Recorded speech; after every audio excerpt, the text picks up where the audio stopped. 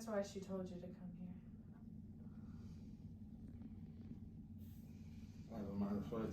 If you like our channel, please subscribe and set yourself up for notifications so you'll never miss any brand new videos. Hey guys, it's Dr. Ben with Healthy Feet Podiatry. We got a first-time diabetic patient here who's never been to a podiatrist before, and he's here to get his nails cut. Let's go ahead and dig in.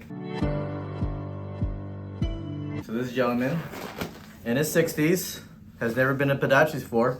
He has a long history of diabetes in his family, amputations, and believe it or not, he's never seen a podiatrist. And we'll go over the key points on why you should see a podiatrist. What diabetes does to the feet is that it blocks your arteries. So what I'm doing now is I'm checking the heartbeats in the foot. This is your dorsalis pedis artery. This is your posterior tibial artery right here.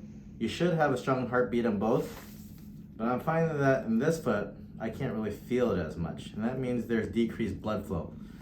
What diabetes does is, if you look at your arteries, for example, it should be this wide, for example, right? What diabetes does, it clogs the arteries. So instead of getting this much blood flow, you're only getting this much blood flow. So what happens if you water your lawn every day and all of a sudden you stop watering as much? It starts dying, right? The grass starts turning yellow. And that's what we kind of see in diabetics. The foot starts turning a little bit more dry than it normally does. That's when you start developing these calluses that can turn into ulcers. All right, let's get into these nails. There was actually an article recently about a patient, not a patient, a lady here in Tampa actually, right? She has peripheral vascular disease, which means poor blood flow to the feet. She went to a nail salon and they actually cut her on accident. That cut turned to an infection because when you have bad blood flow, you don't heal as well either. Again, back to my lawn analogy, when you have grass, brand new grass, and you're not watering it, what happens? It dies. So this is your lawn right here. If you're not watering it, it doesn't thrive as well as your neighbor's lawn who's got watering it every single day. Anyways, this lady ends up getting a really bad infection and she ends up losing her leg. It's in the article. It's in the news. She sued the nail salon and got $1.75 million. That's a lot of money. Would you lose your leg for 1.75? No, right? No. It's like a death sentence, almost, unfortunately. If you look at studies, the 5-year, oh man, it's digging in. Let's dig in, check this out. It's digging in. The 5-year survival rate for after getting your leg amputated is very low. Very, very low. So you want to keep your legs, everybody, because it's a life-changing surgery. Imagine walking every day normally and all of a sudden you can't walk anymore. So I was telling this gentleman here, since he's a first-time diabetic, well, first-time patient to us, despite having diabetes, he needs to check his feet daily for cuts and sores. Because if these cuts and sores become unchecked,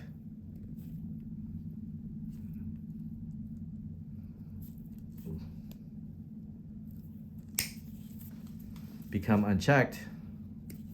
can lead to a bad infection. So daily foot checks, right? Mm-hmm. God forbid he finds something one day, a sore, a blister, a cut, a nail, a sand spur, whatever it may be. You don't want that stuff to fester for a long time. Because as soon as infections start, they get really, really bad, really, really fast. So you want to get on top of them sooner than later. So there's actually a board exam that podiatrists take. The question was, what's the best treatment for diabetic patients? That's prevention. You want to prevent things before they even happen. What is it? Smokey the Bear, right? Only you can prevent forest fires, because once you get a forest fire, you hear it on the news every year. They wreak havoc across California. So if we could stop them before it starts, even better.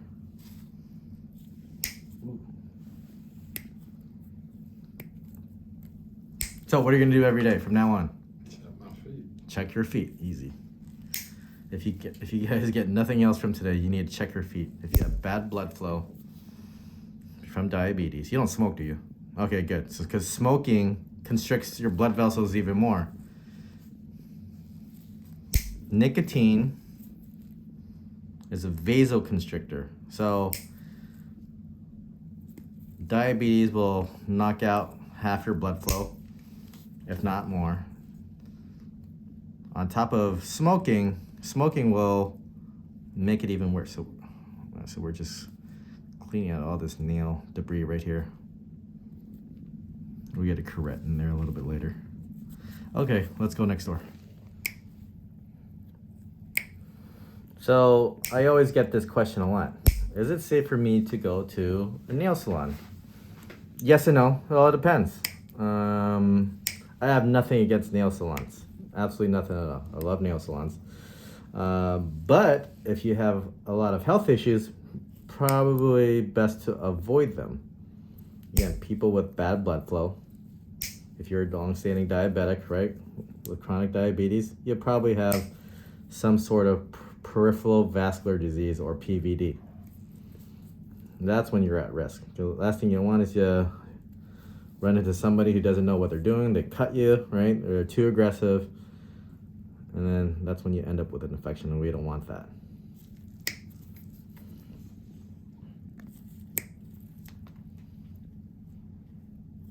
And you want to make sure they're all using clean tools, right? Not all places are created equals. They're clean nail salons, they're nerdy nail salons. Just like there are doctor offices, there's clean ones and there's healthy feet podiatry, You wash your things in the toilet, in between each patient, we just take this thing and just run underneath inside the toilet and then just wipe it off with a dirty rag. He's just shaking his head. He's like, I gotta go. No, we're clean here. We're clean. Right, Case? You're not clean. Little does he know, he got the worst doctor in the whole entire practice. There's 6 of us. He got the worst one. Okay, so we're slowly making our way across. Of course, you want to make sure they're using clean equipment. All our stuff is sterilized daily and in between patients as well. But it's like a restaurant. You walk into a restaurant, you're like, something ain't right about this restaurant. You get that feeling, right? This restaurant's probably not the most clean, right? You didn't get that feeling walking in here, right? Of course, if you did, please lie. I'm just kidding. Please lie to the camera. He's like, I did get that feeling. And for the record, he said he did not get that feeling. So we take pride in keeping our equipment, as clean as possible throughout the day. Look at this. This toenail's doing it's like one of those slip and slides. You go and it's like not a slip and slide, like BMX ramps. It's doing one of those ramps. You're doing it and it curls over, upside down. Okay. How are we feeling so far? Not too bad, right? When was the last time you cut your nails? A month and a half?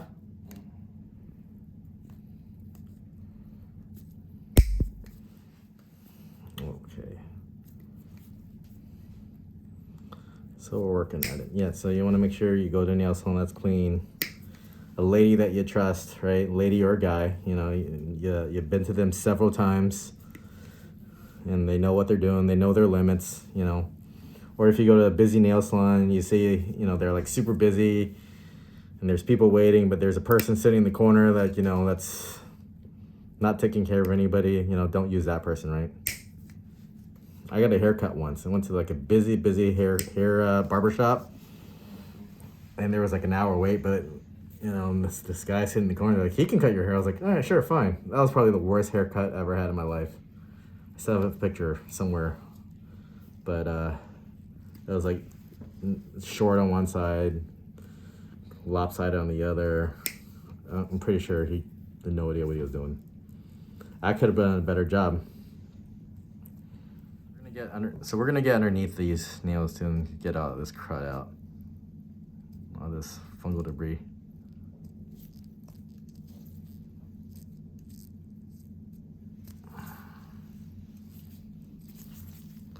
Not all nails have this fungal debris, but some of them do, especially the big toenails. Okay, Let's drumroll. I'm glad that, you know, that now it's safe for me to wear goggles and a mask, because like the first time I ever cut anybody's nails, the biggest piece of nail went straight in my mouth. This was like in school.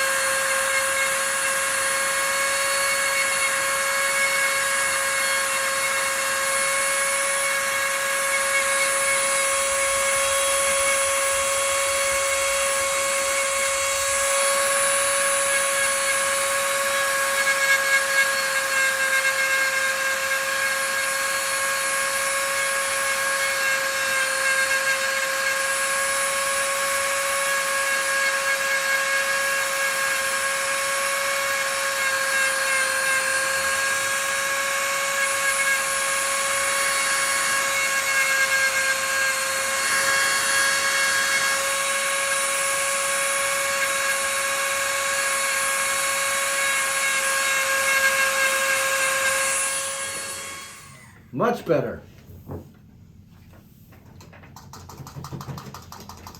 Much better. Hopefully they feel better. Get you dancing for the new year.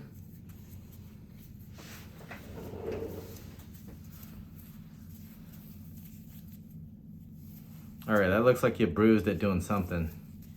Nothing to worry about, okay? Looks like you kicked something. Alrighty, let's see. We have some calluses. We'll do that a little bit off camera. Or maybe a bit part 2, who knows?